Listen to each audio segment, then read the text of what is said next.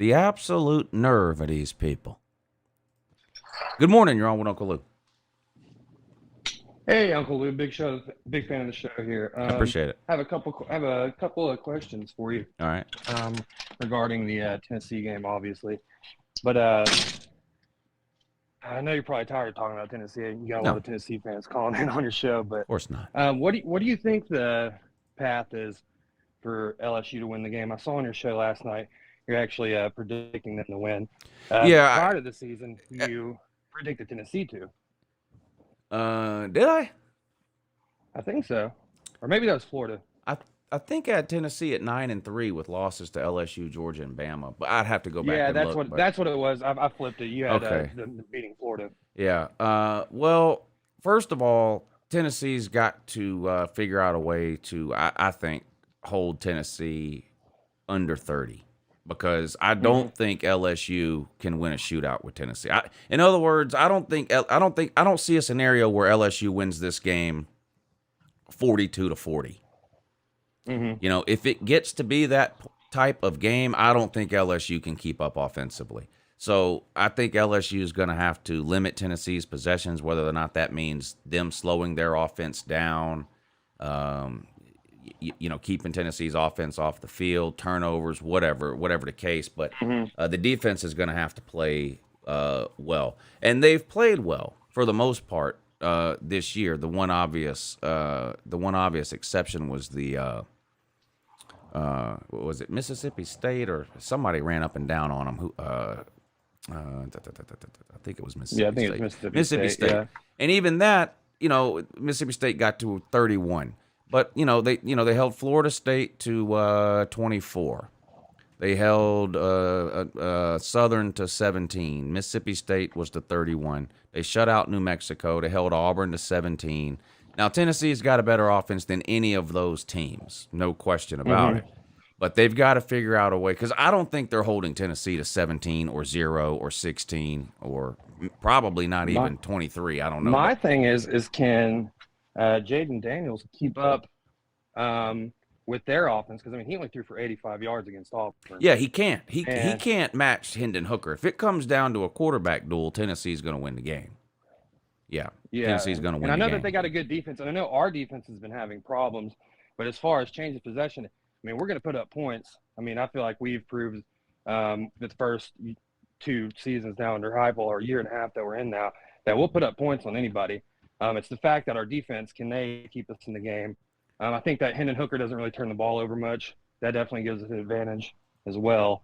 Um, but yeah, I mean, I think if LSU, if they turn the ball over, or they can't get their offense rolling, we're just going to put up points. It's up to our defense to, kind of step up and keep them from scoring at that point. Yeah, I mean, uh, if Tennessee gets into the 30s, I think they're going to win. I don't think LSU can win a shootout game. So if you're LSU, you got to figure out a way to slow Tennessee down, whatever that means. Limiting their possessions by slowing your own offense down. If you're LSU, taking your time, letting the play clock bleed down, whatever you got to do. But LSU's not winning a shootout. They don't have the offense to quarterback to do it. They just don't. So you Yeah, got they you have got to the hold Tennessee advantage under being in 30. Tiger Stadium. They have the home field advantage. I know that too. So, I mean, we'll see. You get a lot of Vols fans that are delusional, saying it's 98 again, stuff like that. I'm a little more realistic. I can see 9-3, 10-2. Yeah. Speaking of, which out of those two losses that everybody at the beginning of the season were like, it's going to happen, what do you think is more viable? Surprise win against Bama, or a surprise win against your Georgia Bulldogs? I think y'all will beat Bama if Bryce Young can't play. All right. Okay. Yeah. I mean, the Jalen guy. Milroe ain't it.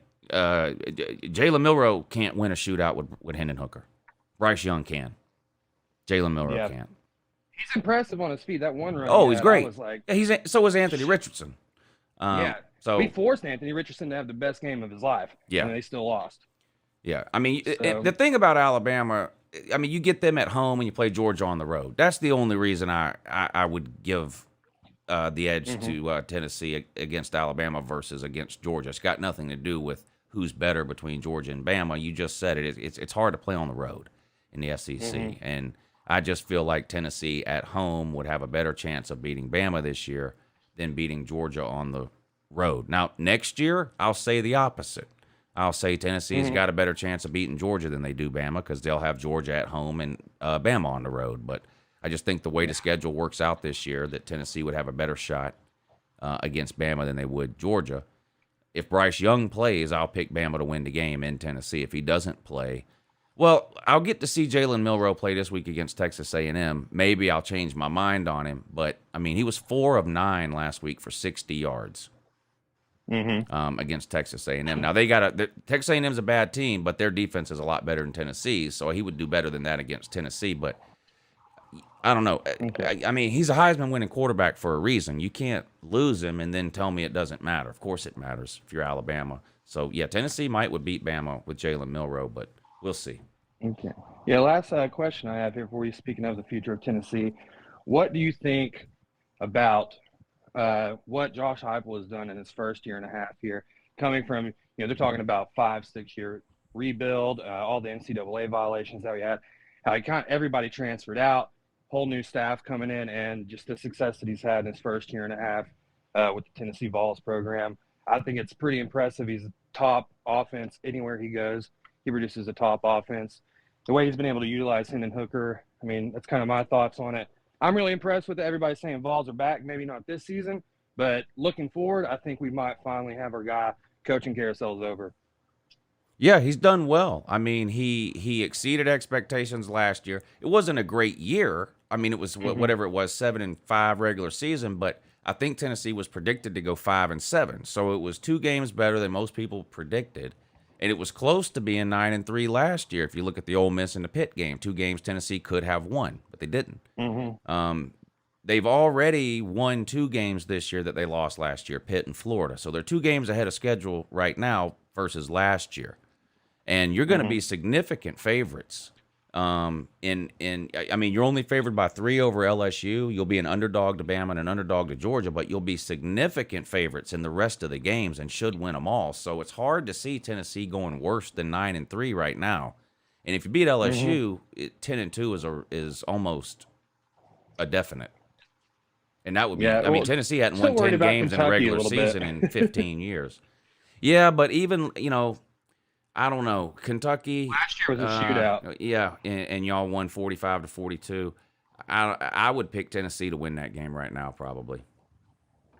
Yeah, but do you think that Heupel's the guy they finally found a coach they can stick with for a while? I need to see something past year 2 and 3 because let's be real, Butch Jones won 9 games 2 years in a row.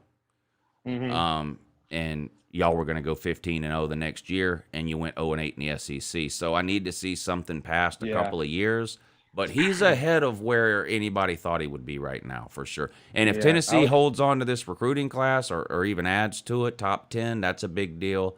I mean, that's still going to put you like 4th or 5th in the SEC, but that's better than what you've been doing. So, yes, I would say right now it would be hard to criticize Heupel. It's hard to criticize him right now. And I would love to be able to do it, but it's hard to right now. Yeah, it kind of looks pretty similar to 2016 where we did beat 2 of our rivals, your Bulldogs and Florida. Yeah. And then we went the rest of the way to just crap the bed. I mean, we lost in overtime to Texas A&M. We had losses to Vandy and South Carolina.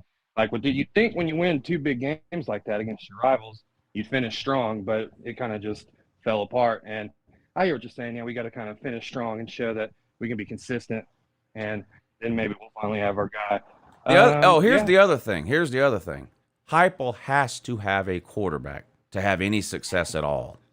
So I know you got the 5-star guy, but that's not a guarantee. Now, he looks really good. I think he's going to be really good. But is it this Hendon Hooker's last year or no? Does he have another year if he wants? Yeah, last year. Milton has a year of eligibility next year. They're thinking that they're going to start him. Okay. Because I just want you to think back to because look, Alabama is supremely talented at every position. So is Georgia, Ohio State, name the team. Very few of those teams ever start a freshman quarterback. So Auburn did with Bo Nix. If the plan would be to start Nico Amalava-Leva, whatever his name is, that's dangerous. But who knows? Maybe it goes, or maybe you play Joe Milton the first half of the season and Nico the second, whatever. I mean, Josh Heupel will handle it the right way. But Nico needs to be a hit, not a miss. Yeah, very true. Who was the last quarterback that was a 5-star that came in as a freshman? That was it Trevor Lawrence Well, that he had won. Yeah, he won a success? national title. Yeah, Yeah. and he didn't even start So I till mean, week 5 of his yeah. So I freshman mean, year. that never happened. So I mean, yeah, we'll have Joe Milton next year for a little bit. Yeah, He overthrows the ball. I mean, even Hooker hasn't been. He's had some overthrows, but his passing efficiency is just it's crazy. So sucks we won't have him next year, but hopefully we figure it out. yeah. Last thing, when I saw you had the General Vault art, I saw a little appearance on one of the videos. You said there's going to be more. I don't know if I missed it or. No, you haven't missed it. And there will be more. I'm not going to say a certain day because I did that already, and then I didn't do it that day, and I caught all kinds of shit. So I don't want to commit to a day, but yes, he is back, and we will see more of General Valtard for sure this season. Awesome. Well, I appreciate your time, Uncle. You have a good rest of your day, man. Yeah, you too, buddy. Good luck this weekend. All right. Um, yeah, Josh Heupel's offense, more than a lot of offenses, I think Josh Heupel's offense in particular, you need a quarterback that can play at a really high level in order for that offense to function like it does.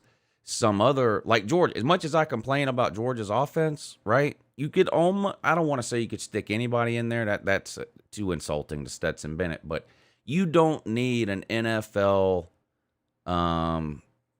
super talented quarterback to run the Georgia offense. You do need that to run Josh Heupel's offense for it to be successful, I think. And so it's going to be interesting to see what happens to that offense when Hendon Hooker is gone and who Josh Heupel chooses to go with next year between Joe Milton, who we've seen before, or that new guy, Lava or whatever his name was.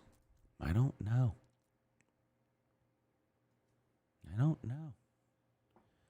I mean, when Josh Heupel got to Tennessee, he looked you in your face and told you Joe Milton was better than Hendon Hooker.